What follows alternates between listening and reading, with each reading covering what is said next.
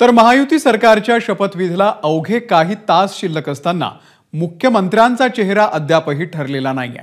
अशामध्येच आता भाजपच्या संभाव्य मंत्रिपदाची यादी समोर आली आहे। या यादीनुसार भाजपकडून एकूण 16 मंत्री शपथ घेणार असल्याची माहिती आहे, ज्यामध्ये आशिष शेलार, रवींद्र चव्हाण, गिरीश महाजन, पंकजा मुंडे यांच्यासह निलेश राणे आणि गोपीचंद पडळकर यांचाही समावेश असल्याचं सांगण्यात येत आहे।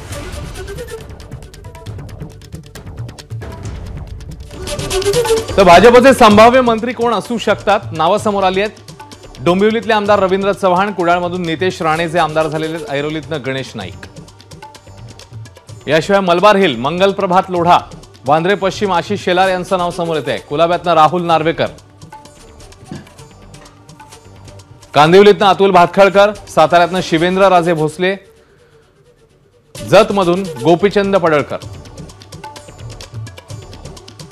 पुण्यातल्या पर्वतीमधून माधुरी मिसाळ यांचं नाव समोर येत आहे। शिर्डीमधून राधाकृष्ण विखे पाटील, तर कामठी मतदारसंघातून झाले आमदार चंद्रशेखर बावनकुळे, जळगाव जामोद संजय कुटे, जामनेर गिरीश महाजन, शिंदखेडा जयकुमार रावल, तर विधान परिषदेतले आमदार आहेत पंकजा मुंडे आणि औरंगाबाद पूर्वचे आमदार अतुल सावे यांचीही नावं संभाव्य मंत्री म्हणून चर्चेमध्ये। एबीपी माझा, उघडा डोळे बघा नीट।